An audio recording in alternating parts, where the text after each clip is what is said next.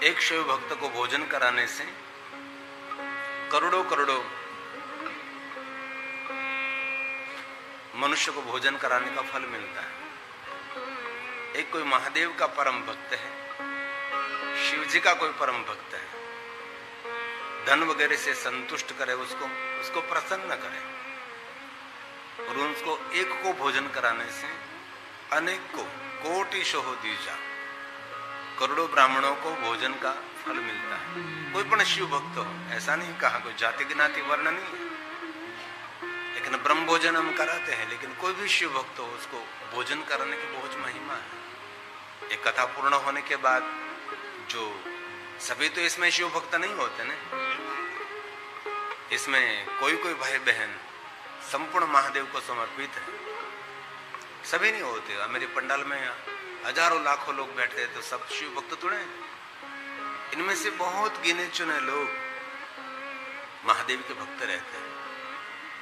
संपूर्ण शिव जी को जो समर्पित है, ऐसे भगवान शिव जी के भक्त को एक को भोजन कराने से भोजिताम कोटि शोह दीजा, करोड़ों ब्राह्मणों को भोजन का फल मिलता है।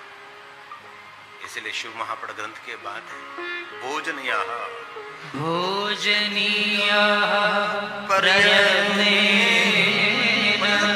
यत्न करके अवसर मिले तो ऐसे कोई महादेव का परम भक्त है, उसको भोजन करना चाहिए, संतुष्ट करना चाहिए। तो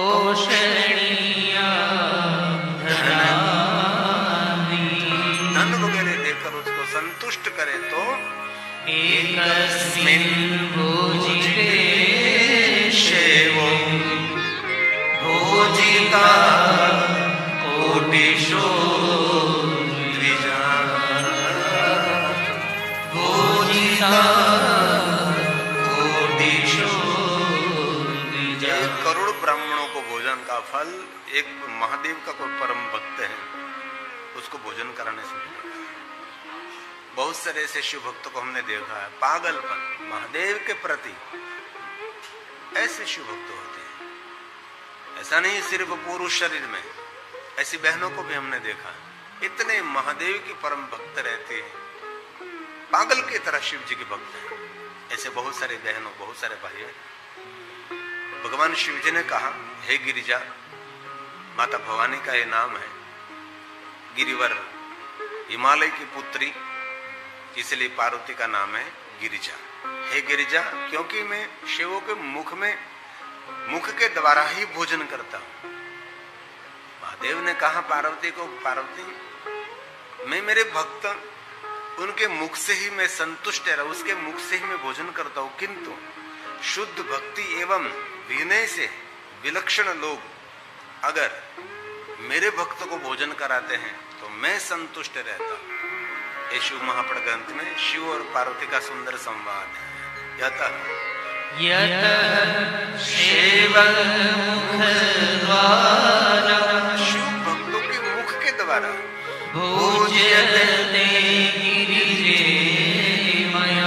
गिरिजे मया परंतु शुद्धया भक्त्या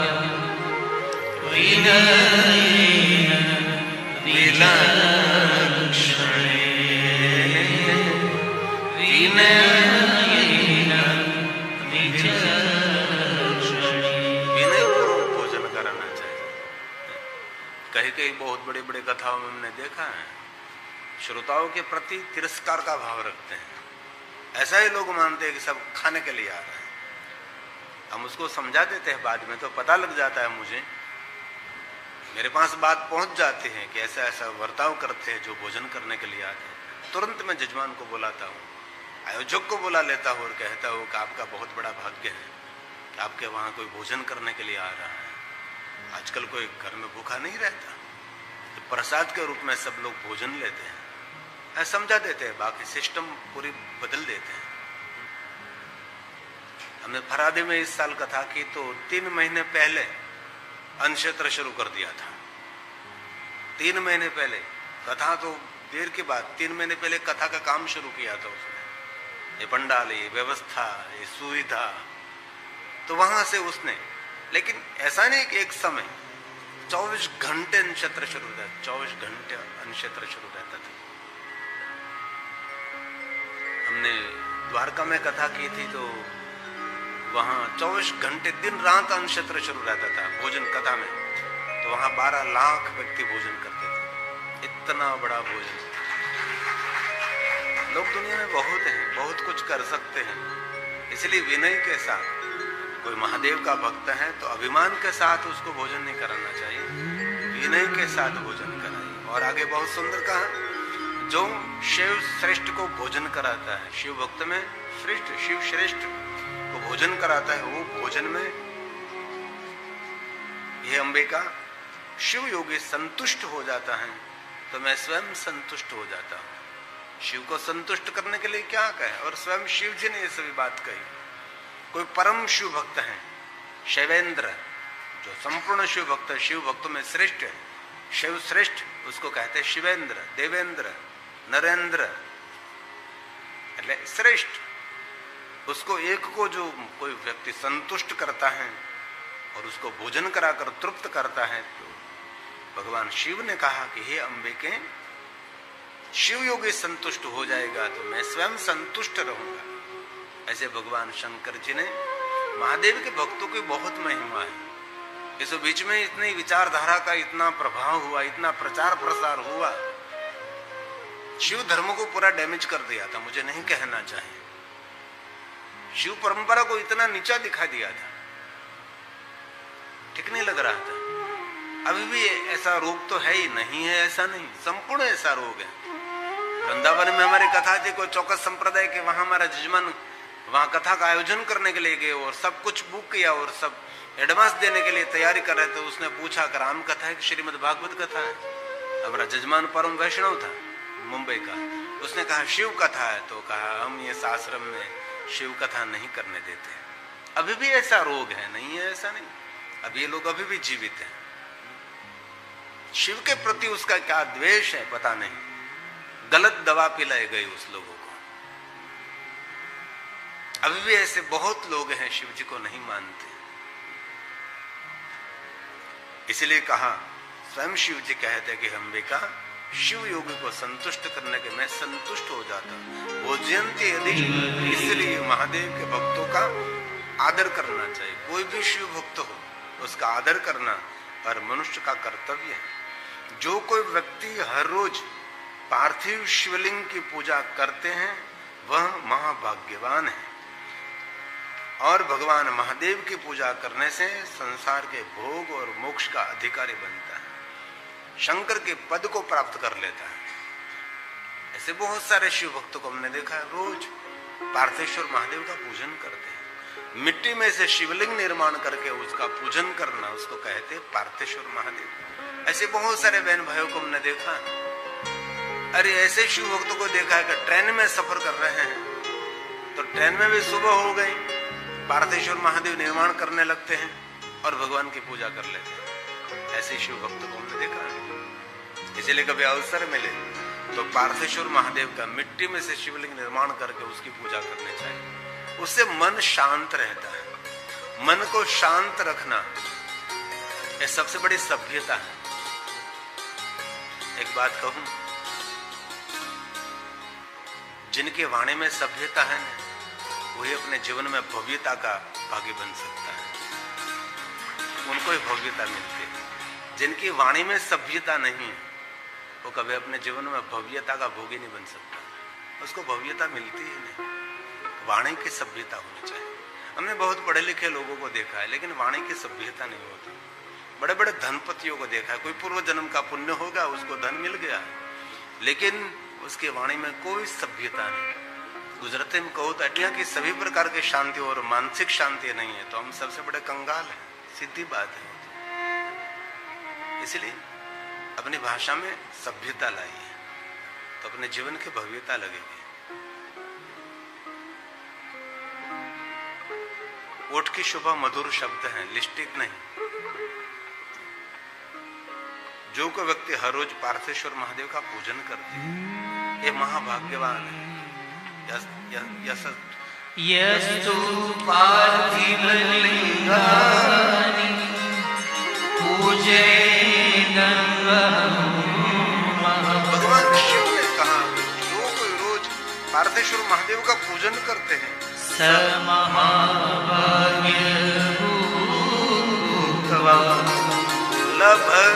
लभते शंकर पद को प्राप्त कर सकता है। लभते भगवान शिव का पद प्राप्त कर देता है। पार्थेश्वर महादेव के पूजन करने से शरीर में ऊर्जा मिलती है। आया ध्यान, और कुछ देने के लिए हमारे पास नहीं है, ध्यान तो दीजिए। एक बार एक मंडली एयरपोर्ट पर बैठी थी, तो एयरपोर्ट में कहा ध्यान दीजिए, तो तरह के आका देवानी बात करे कि क्या देश हालत पोगी जाए।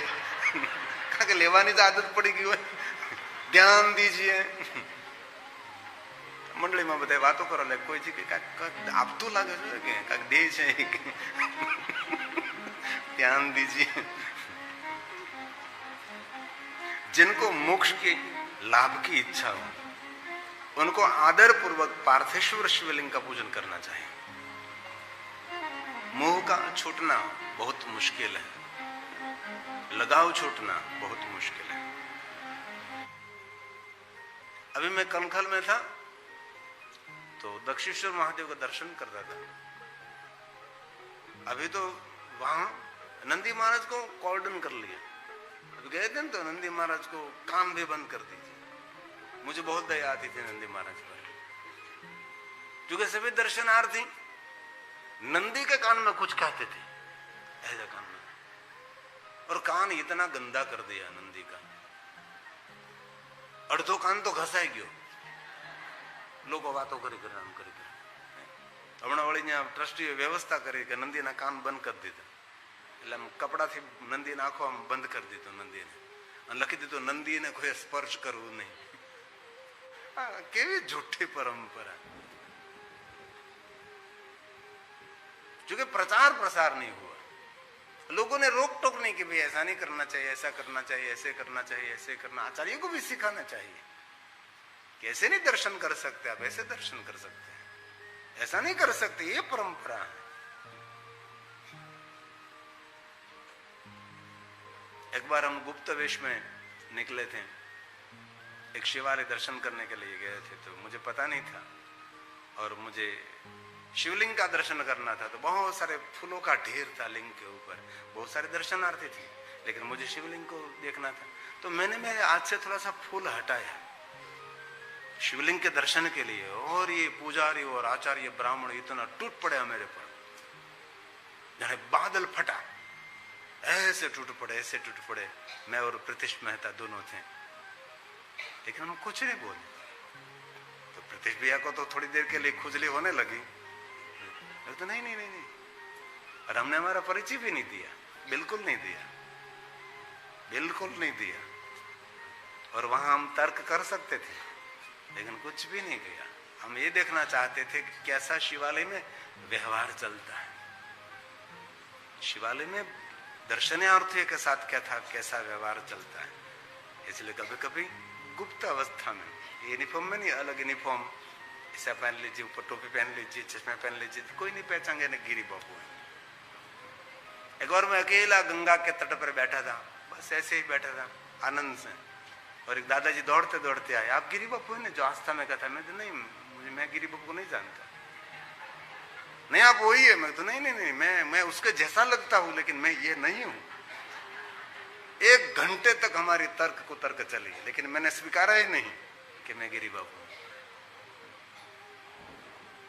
क्योंकि जो मैं जो कहूं कि मैं ये हूं, तो बहुत वहां पास में थोड़ा शिवालय था गंगा के तट पर, तो उसको वहां जाकर कहेंगे, और मैं मेरी फ्री लाइफ जी रहा था। समाज का अनुभव, पहले राजा महाराजा ऐसे करते थे, रात को ऐसे अपने गणवेश को बदल कर प्रजा के सामने जाते थे। ये दृष्टांत भी मैंने दिया था ना, एक ऐसे राजा थे, गुप्तचर, और वो भी स्वयं गुप्त वेश में समाज के अंदर घूमते फिरते थे। क्यों? समाज की मानसिकता देखने के लिए। और राजा सामान्य लोगों के बीच में बैठता था और कहते थे इस राज्य का राजा बहुत गंदा है, ऐसा राजा, ऐसा राजा, ऐसा राजा है। तो लोग खड़े हो जाते, क्या से बात करते आप, हमारे देश के राजा, हमारे राज्य के राजा, ऐसा नहीं है, हमारे राजा में कोई गलती नहीं है।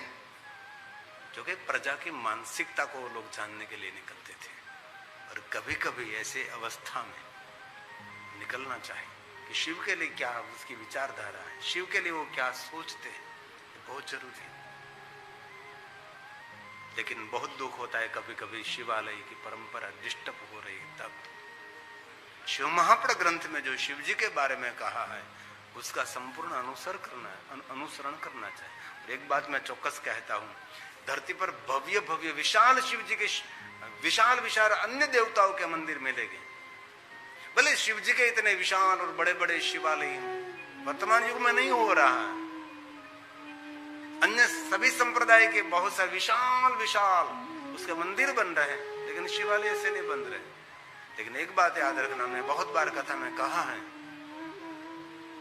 सबसे ऊंचाई पर कोई जो देवता का भगवान का मंदिर है तो शिवालय है। धरती पर जितने मंदिर है उससे बहुत ऊंचे, केदारेश्वर जी भी ऊंचा कोई शिवालय है तो उसका नाम है तुंगनाथ महादेव। तुंग शिखर पर निवास करने वाला है, उससे ऊपर आकाश है, उसके ऊपर कोई शिवालय नहीं है। ये है तुंगनाथ। अभी टेलीविजन में देखो आप, केदारेश्वर से भी अति ऊंचाई पर है, अति भयानक स्थान, वहां सभी लोग नहीं जा सकते। जिनके पास आरोग्य नाम का धन है, जिनके पास आरोग्य नाम की संपदा है, आरोग्य क्या है, संपदा है, सबसे बड़ा धन आरोग्य है, वो लोग तुंगनाथ जा सकते हैं। ये सबसे ऊंचाई पर है। जो पंच केदार में एक केदार वो है तुंगनाथ महादेव। कल्पेश्वर, मध्य महेश्वर, रुद्रनाथ, ये पंच केदार के महिमा है। ये दुर्गम यात्रा है सभी हिमालय की। और हम लोग कहते हैं कि मंदिर सभी 5 पांडव ने बनाया, नहीं नहीं, 5 पांडव ने मंदिर निर्माण किया, देवताओं ने मंदिर निर्माण किया।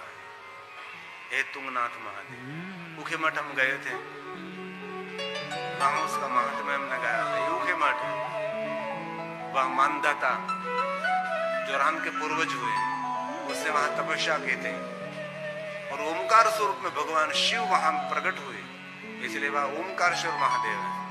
और वो शिवलिंग अनटच शिवलिंग है, सिर्फ पुजारी के सिवा कोई शिवलिंग को स्पर्श नहीं कर सकता, ये ओमकारेश्वर महादेव। और वहां काल भैरव का भी स्थान है और वाराही देवी का भी वहां स्थान है।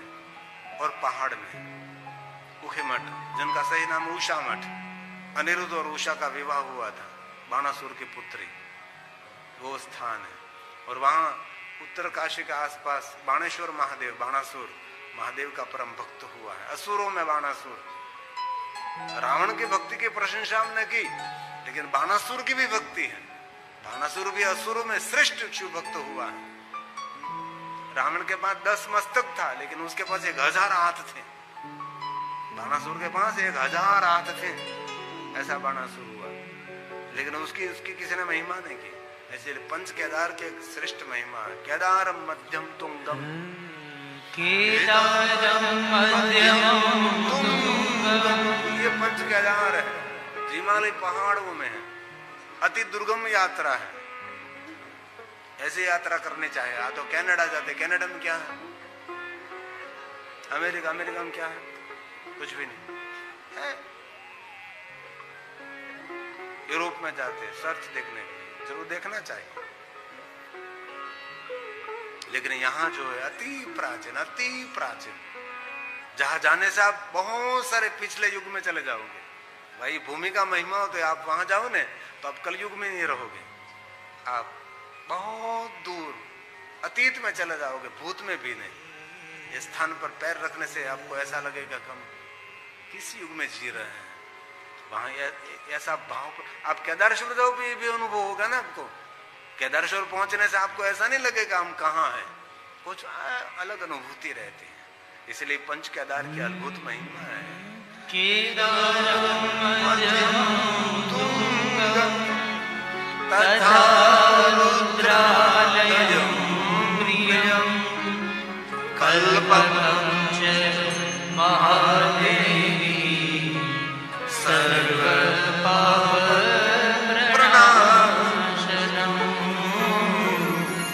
सर्व पाप प्रणाश। हमारे प्रिय मित्र रहता था वहां, मृत्युंजय उनका नाम था। हमारी कथा बहुत श्रवण करता था। केदारेश्वर महादेव में अर्चक था वो, और बेमुखी मठ में कथा गाने के लिए आया तो मेरा जो पोथी जी भगवान था वो मैंने उसको दे दिया। आप भी शिव धर्म का प्रचार, और शिव धर्म प्रचार में उसकी बहुत प्रीति थी। 31 साल का था, 30 साल पार कर गया था, और मैंने शिव महापड़ ग्रंथ पोथी जी उसको दी उखे मठ में। लेकिन पता नहीं कब किसकी कितनी आयु है। हमारे कोई भक्त जाते तो मृत्युंजय को फोन कर देते, मृत्युंजय ये हमारा भक्त आ रहा है, उसको केदारेश्वर का दर्शन करा देना, करा देते थे। लेकिन अभी ये धरती पर नहीं रहा मृत्युंजय। महादेव का परम भक्त था, पागलपन था उसका, और 6 महीने तक केदारेश्वर में ही रहता था। केदारेश्वर मंदिर खुलता था तब, और बंद होता था तब। ये मेरे साथ जो खड़ा है ये मृत्युंजय है। महादेव के पीछे उसका पागलपन था। 6 महीने वहां रहता था, कभी नीचे नहीं उतरता था। ऐसे महादेव के भक्त है।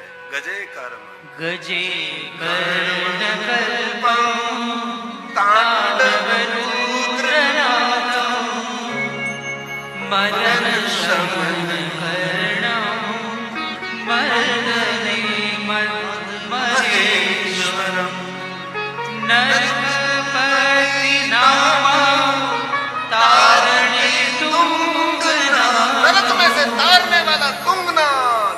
जयति जय जय ज्योतिर्लिंग केदारनाथ।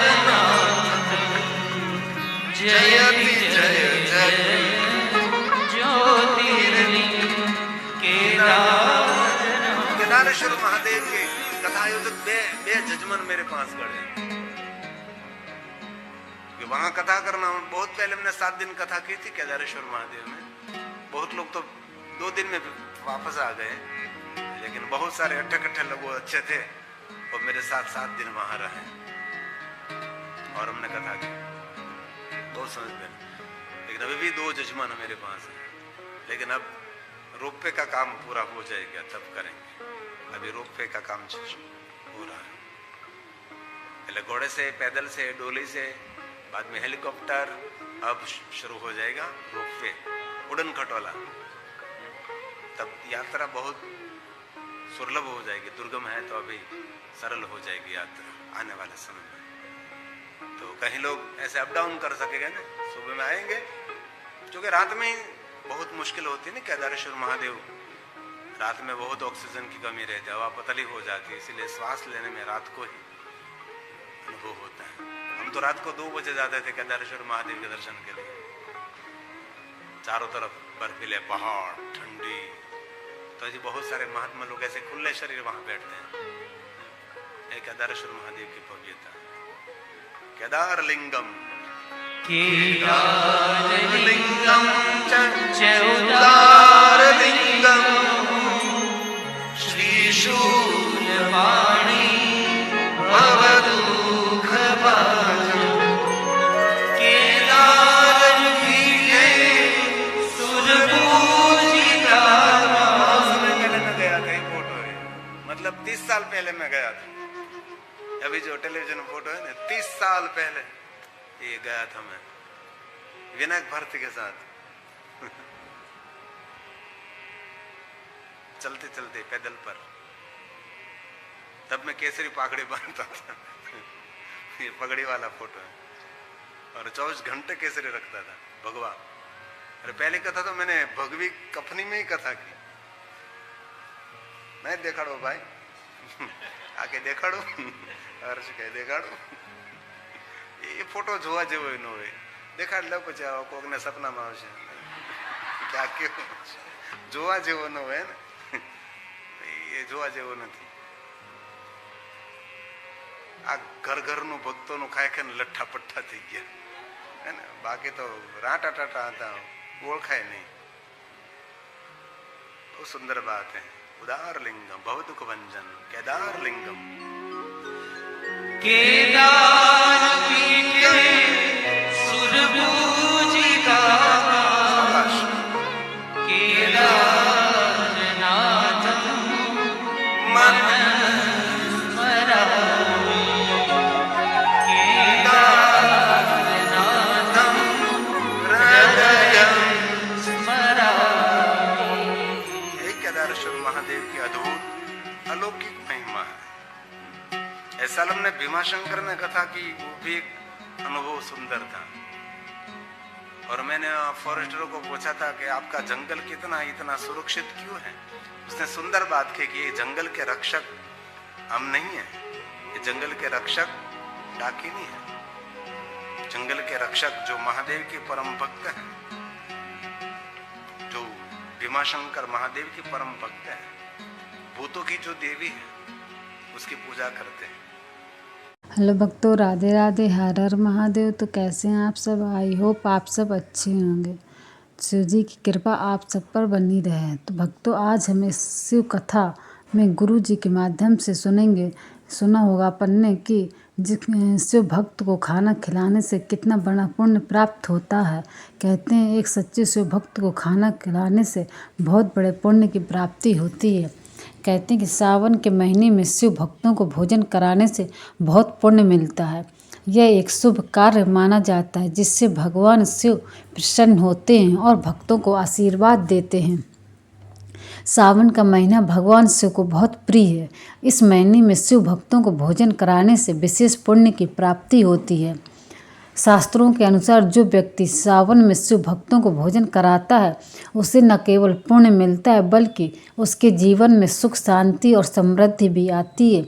यह एक ऐसा कार्य है जो न केवल व्यक्ति को आध्यात्मिक लाभ पहुंचाता है बल्कि सामाजिक रूप से भी सकारात्मक प्रभाव डालता है। भोजन कराने का अर्थ केवल अन्न देना नहीं है बल्कि प्रेम, सम्मान और सेवा भाव से भोजन कराना है। इस प्रकार सावन में शिव भक्तों को भोजन कराने से मिलने वाले पुण्य का कोई अंत नहीं है। तो भक्तों, कैसी लगी आपको आज की ये कथा? कमेंट बॉक्स में ज़रूर बताएं और ऐसी ही कथाएं सुनने के लिए हमारे चैनल डिस्कवरी ऑफ धर्मा को सब्सक्राइब जरूर कीजिएगा। मिलते हैं एक अगली नई कथा के साथ। जब तक आप हमारे चैनल से जुड़े रहिएगा और ऐसी ही कथाएं सुनने के लिए हमारे चैनल को सब्सक्राइब जरूर कीजिएगा। राधे राधे, हर हर महादेव।